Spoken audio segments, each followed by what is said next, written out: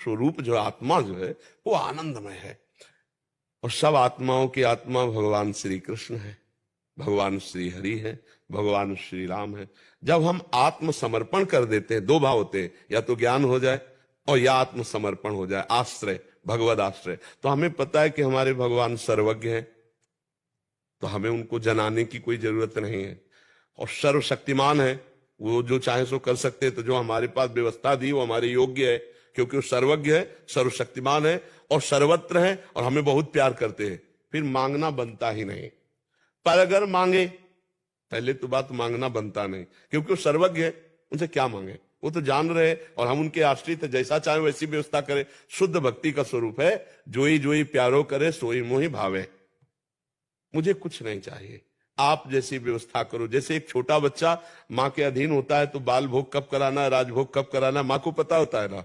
तो अनंत माताओं का वात्सल्य लेकर भगवान जो हमारे प्रति विधान कर रहे हैं, हमको मांगने की जरूरत नहीं है। जैसी परिस्थिति दी है, जैसी स्थिति दी है, जैसी व्यवस्था दी, हम उसमें राजी रहे। पर ऐसी अगर भक्ति नहीं आई है तो एक नियम ले ले कि मुझे मांगना है तो सिर्फ भगवान से मांगना है।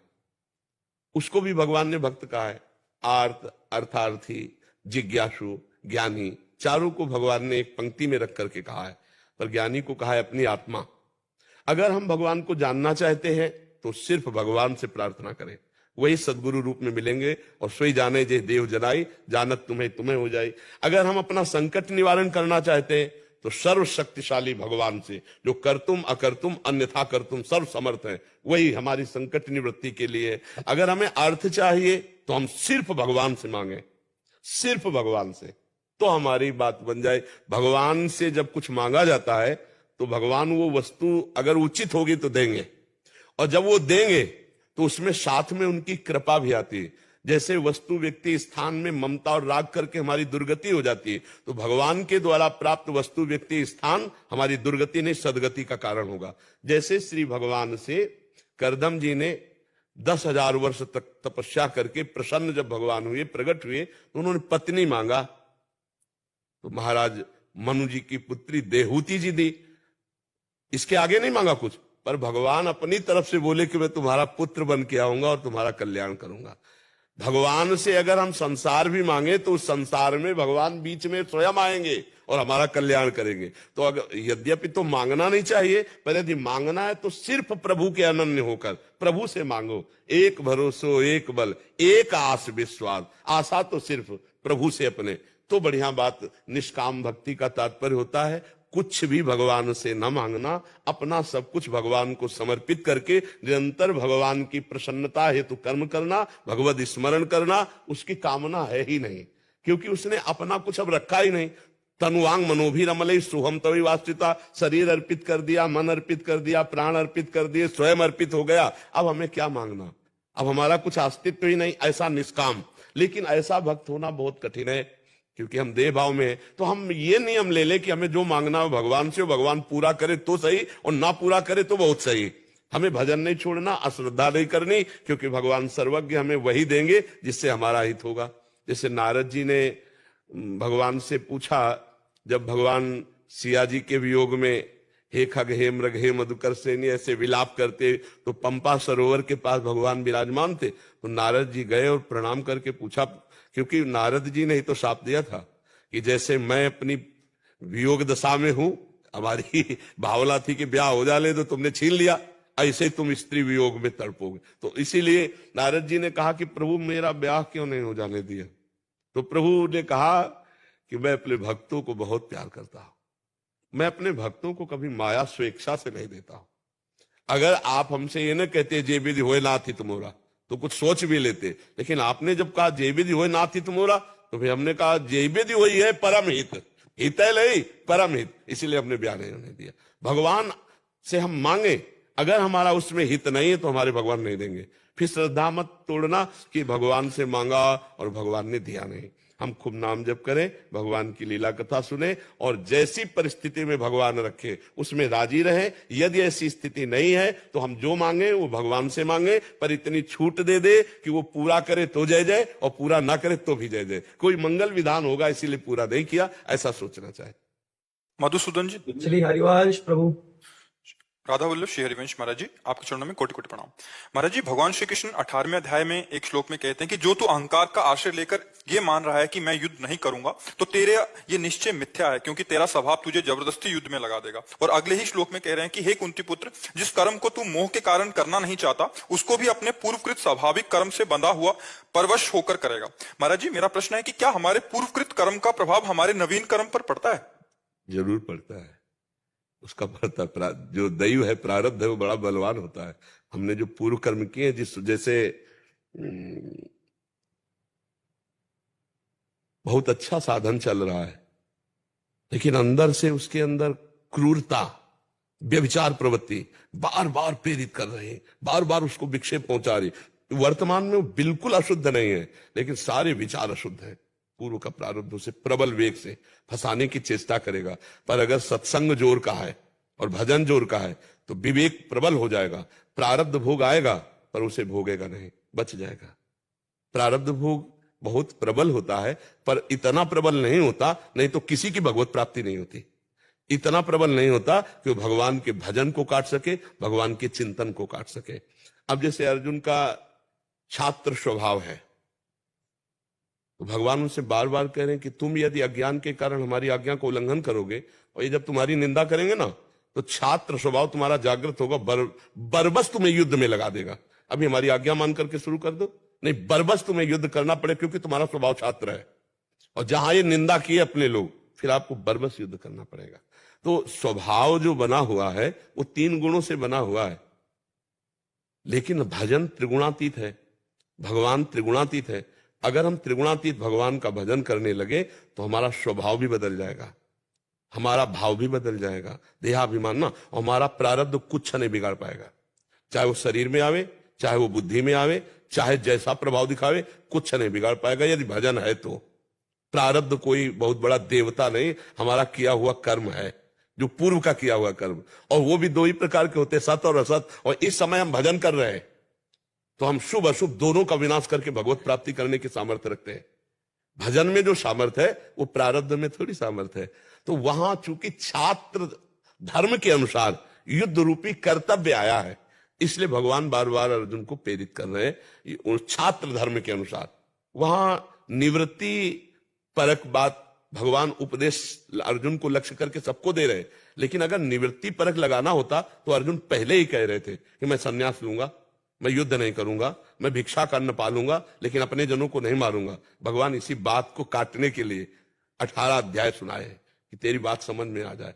जब कोई निवृत्ति परक भगवान का भजन करता है तो प्रारब्ध कुछ नहीं बिगाड़ पाता है।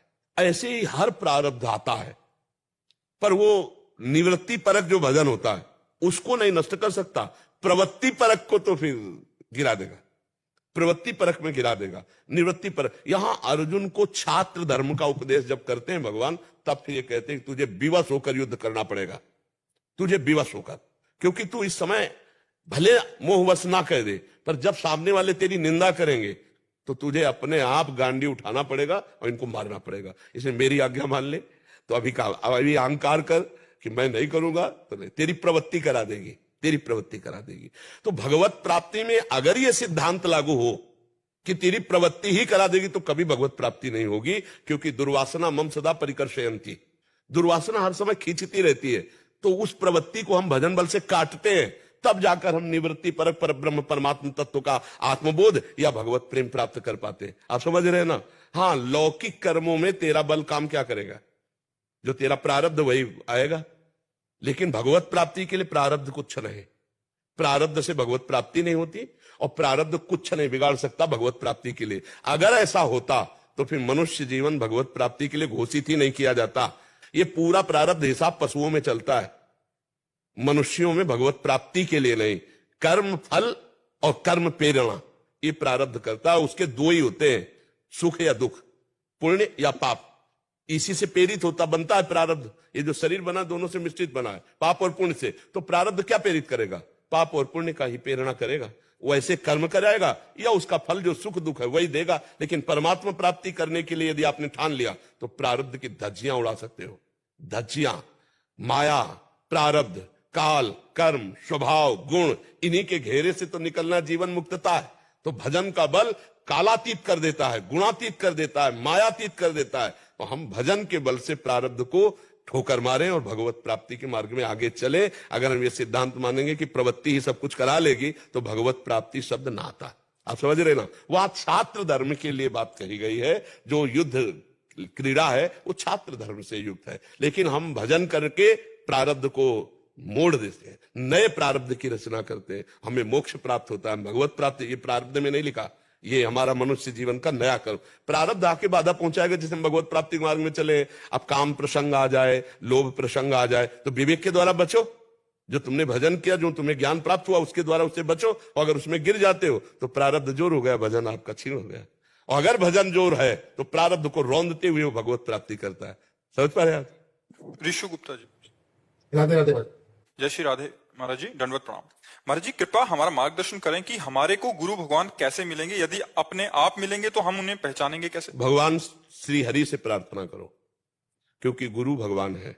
बंदो गुरुपद कंज कृपा सिंधु नर रूप हरि, महामोह तम पुंज जासु वचन रवि कर निकर। हम गुरुदेव भगवान की चयन करने की क्षमता नहीं रखते। विद्यार्थी कभी टीचर की योग्यता को नहीं भांप सकता। वो तो विद्यार्थी काका गागा को क्या जाने कि कौन टीचर कैसा है। सब टीचरों से जो बड़ा हो, सब टीचरों को जो जानता हो, वही जानेगा इन टीचरों में कौन सा टीचर किस विद्यार्थी के योग्य है। तो ये बात जानते हैं श्री भगवान, दूसरा कोई नहीं जानता। उनके जो स्वरूप है संतजन, कौन कहां किस कोटि, कौन पाखंड कर रहा है, कौन नाटक कर रहा है, कौन सच्चाई से लगा, ये भगवान को पता है। तो सबको चाहिए कि सबसे पहले भगवान को गुरु रूप में वरण करें कि हे श्री कृष्ण, हे राम, हे हरि, हम आपकी शरण में, हम आपको गुरु रूप से वरण करते हैं। अब प्रगट में गुरु रूप से उपदेश दिलवाना है तो आप हमको वहां ले चलो, या आप स्वयं आ जाओ और हम आपका वरण कर लें। हम नहीं जानते कि हमारे लिए गुरु कौन है, आप ही हो, आप ही। तो वो सब व्यवस्था कर देंगे। अपनी बुद्धि से हम धोखा खा सकते हैं, लेकिन भगवान की प्रेरणा से प्राप्त हुई सदगुरुदेव में फिर हमें धोखा नहीं प्राप्त हो सकता। वो सर्वज्ञ भगवान हमको वहीं पहुंचा देंगे, वहीं जोड़ देंगे, या उनको बुला लेंगे। विश्वास करके भगवान को गुरु मान करके नाम जप करो, आगे का रास्ता अपने आप खुल जाएगा। जी के परिवार से राजेश चौधरी, दिल्ली से सनातन धर्म संबंधित पीठाधीश्वर। मैं राजू द्विवेदी, वृंदावन परिक्रमा मार्ग में आपका स्थान है, उमा शक्ति पीठ। ब्रजवासी हूँ आशा जी। पूरे देश की जागृति स्वामी जी आपने कर दी है। युवा पूरा लालायत आपके दर्शन के साथ में।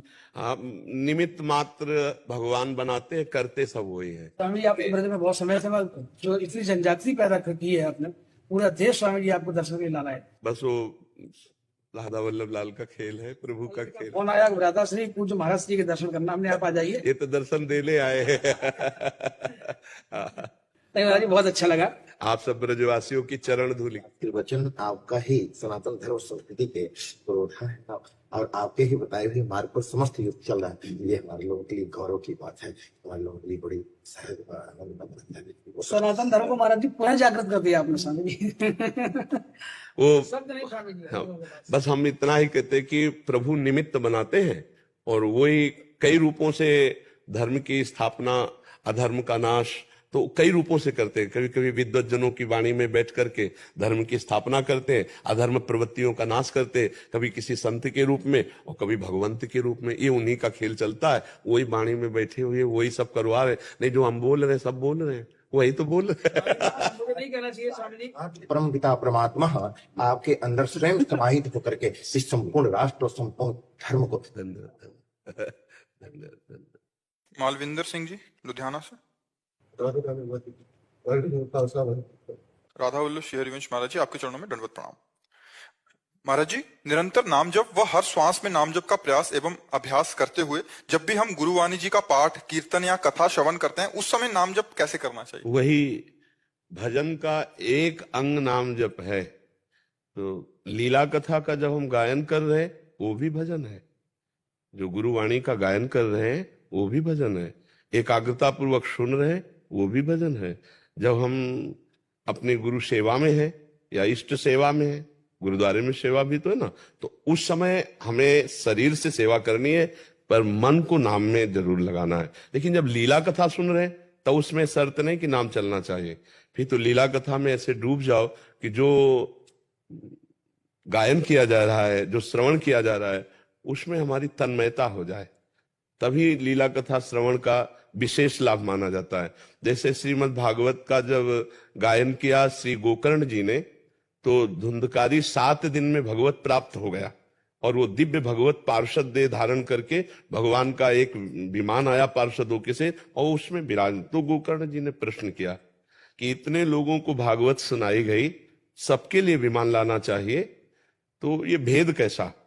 तो उन्होंने कहा धुंधकारी ने तन्मयता पूर्वक मनन किया, इन सबने मनन नहीं किया, केवल श्रवण मात्र किया, इसलिए इनको विमान नहीं आएगा। अगर अगली बार फिर कथा सुनाओ और ये सब मनन करें तो सब, तो कहते हैं कि वहां इतने विमान दूसरी बार आए कि एक भी कोई श्रोता नहीं बचा, सबको भगवत प्राप्ति हुई। तो जब हम गुरुवाणी श्रवण कर रहे हों या गायन कर रहे हों या हम भगवत चर्चा कर रहे हों या श्रवण कर रहे हो, तो उसमें तन्मयता की जरूरत है। हम तन्मय होकर सुने, उस समय नाम जप ना चलना वो दोष नहीं माना जाएगा, वो एक ही अंग है। भगवान की प्राप्ति के लिए समर्थ है भगवान की कथा, समर्थ है भगवान का नाम, समर्थ है भगवान की सेवा, समर्थ है भगवान के प्रति समर्पण, समर्थ है भगवान का चिंतन स्मरण।